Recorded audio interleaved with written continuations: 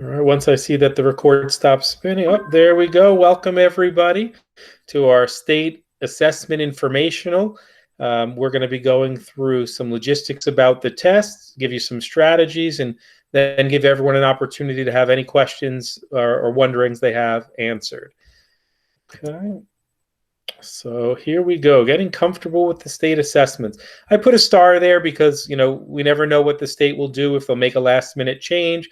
So this information is accurate as of March 24th at 6:37 p.m. ELA is approximately April 20th. They give us a range. We're still working on, when we're going to do it for people in person, remote, but it's approximately that date. For math, it's approximately May 4th, and science written approximately June 7th. Dr. Ruller recently put something out, and I just cut and paste from her email about what I just shared, and there is a Google form for families to complete so we know who's taking it, what remote students are coming in, and so on. So please complete that if you haven't done it already.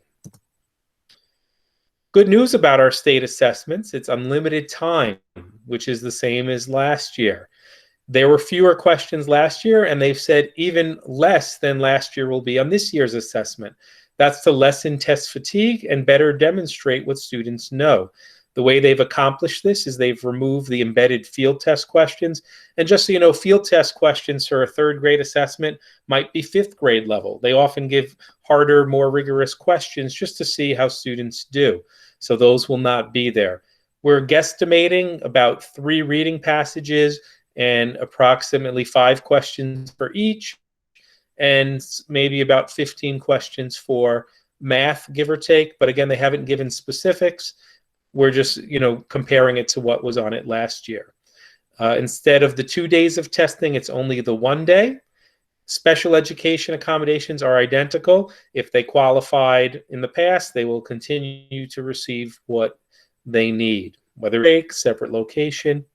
And finally, when going over the instructions, it talks about students entitled to scrap paper for math, whether it's line paper, graph paper. It's something we sometimes overlook because students find ways to fit it in to their test booklets or paper. But it is important to know you have this at your fingertips if you need to space things out a little better or organize things a little bit more clearly. Are there any questions so far on the logistics? Okay. There we go.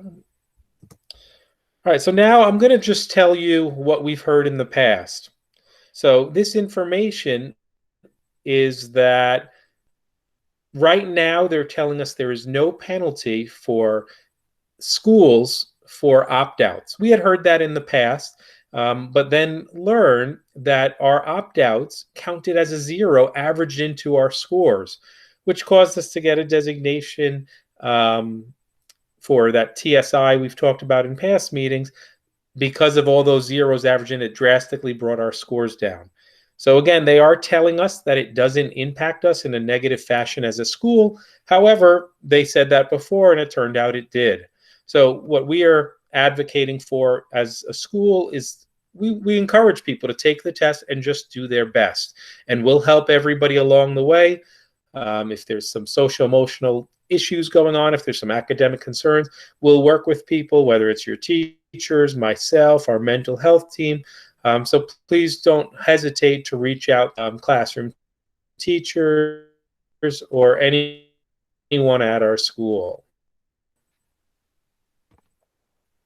Mention services or AIS with reading and math. Everything we do is multiple measures. So we use Fontes and Pinnell, iReady, and again, the state assessment could help qualify for AIS in grades 4 and 5. Are there any questions so far? All right.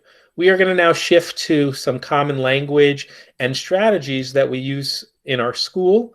And I will tell you, it's not necessarily to the letter. There might be slight nuances on how it's presented, but the core of what you're about to hear from Ms. Mingione is what is consistent. So Ms. Mingione, if you'd be so kind as to take them through this. Sure. Hi, everyone. So I'm going to go through some ELA multiple choice strategies with you. So one of the things that most teachers in third, fourth, and fifth grade are doing, whether they call it the strategy or not, is the summit strategy. And with that, the first thing that we usually tell the kids to do is to go and read the questions first before they read the story. And when we do this, we usually tell them only read the questions, don't read the choices yet, just so they don't get anything in their head mixed up when they read the choices. So first we have them read the questions, then they go through and they read the full story. And then after that, they do the SUNIT strategy, and the S stands for search. So they're looking, now that they've read the questions, they're looking and searching for the answers. Once they've found the answer, they go ahead and underline where they found that information. And then if they're answering question number 1, they would put a number next to the evidence where they found it. After they've done that, they read through the question again and kind of think about, okay, what is the answer in my head that I would think it would be? And then they read through the possibilities. From there, we usually eliminate anything that we know right away is not right. And then they choose the best answer with the most proof. So this is a great strategy for kids to use with multiple choice questions, just to narrow it down and to make sure that they're going back in the text and finding evidence that connects to their choice that they make. Well, thanks, Ms. Mingione. And, one thing about the kinds of question this helps for, it's usually those literal ones or within the text that can be proven. Some kinds of inferring or main idea, you won't find like one line in particular, but there could be clues they underline that help them figure out the best answer. Any questions about those ELA multiple choice strategies? Okay. And again, if you think of something later, we'll have time at the end to go over anything. All right, next up is for math, the read, draw, write approach when attacking word problems. Mrs. Knoblich, if you'd be so kind. Hi, everyone. Good evening. The RDW process is typically what's being used in math. It's a process that encourages students to think about the math problem before actually starting to solve it. By reading the problem more than once, it does allow the students to think, what is the question really asking me? Then when they read it again, they underline the key details that help support their understanding of what's being asked of them. They then write the answer statement using a blank. Using that information, they then draw a visual model and label it with information from the word problem to write their answer in a statement. And that's a lot of words, so we included an example for everyone. So this is an example of a word problem. Josh loves to collect baseball cards. He has 14 cards. His friend Gloria gave him some more cards. Josh now has 21 baseball cards. How many cards did Gloria give him? So when given that, typically what students will do is they see the 14 and the 21 and they add them. But when you use the RDW process, when you read, draw, and write, you then go back in and you look and you underline the important information that's going to help you understand what the question's asking. And when you look at that, you realize that while Josh may love baseball cards, it's not necessarily part of the mathematical thinking of that question. So it doesn't need to be underlined. But the 14 cards he has and the fact that he's given some more is what the question's asking for you to solve. And then the last statement where it says, how many cards did Gloria give him? Well, you use that then as your answer statement. So when they go back and they underline how many cards did Gloria give him, they then use that to write their blank statement that we were just talking about. So Gloria gave him blank cards. When you go back and you use the stuff that you underlined, you have the 14 cards plus an unknown, and you have the total of 21. Then you're able to use a visual model to represent that thinking, where you have your total on the bottom with the tape diagram of 21 cards, and you know the 14, and that connects to my part, whole. So I know my whole, and I know a part, and now I need to figure out what the other part is. And that strategy is that's built from kindergarten up. Thanks, Mrs. Knoblich. Any questions so far about the read, draw, write? Okay. All right, we'll move on to some frequently asked questions. And what can I do at home to prepare my child before assessment? Having plenty of sleep, encouraging students to do their best, not to put too much stress on them. Little FYI, our PTA has been great. They've done breakfast each morning of state assessments for our students, and they've shared they'll continue to do that this year as well. And then Ms. Mingione will share, one of our parents who works at a school, share these test-taking strategies that we thought we'd share with you. Mr. Cohen, would you be able to make it full screen just because the text comes up a little bit small on my screen? I will certainly see if I can do that right now. If you click present, it should, there you go, perfect. Thank you. Thank you for sharing that. Good idea. Let's. Hopefully it will load.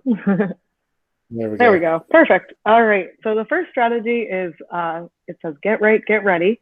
And this is really just all about encouraging your child to do the best that they can and to stay positive, and keep a growth mindset when they go to take the test. I know a lot of times students will get stressed out about it, but just encourage them that as long as they do their best, that's what matters the most. The second strategy says slash the trash. So that's part of what we talked about earlier, is eliminating and crossing out answers that you know right away are wrong or not correct. The third one is be a whiz with the grid. Make sure that the answers you choose on the test match the answers that you fill in on your answer sheet. So for the multiple choice questions, the students do get a Scantron where they need to bubble in their answer. So it's important that they're very careful about if they're answering number one and they chose A, that on their Scantron they fill in the correct letter with the correct number. So usually they do that as they go, but sometimes kids like to go back and double check to make sure that they filled them all in correctly. And then the fourth one is if you snooze, you'll lose. So make sure you answer every question or you won't have the chance to get it right. So even if there's a question that they're stuck on and they're not sure of, it's always best to at least give it a try, because you can get, there's a chance you can get it. Whereas if you skip it, then you're not going to get any points for that question. So those are just a few more strategies just to prepare your child before the test. All right, thank you. I'm going to stop sharing for a moment. Okay. Does anybody have any questions, wonderings?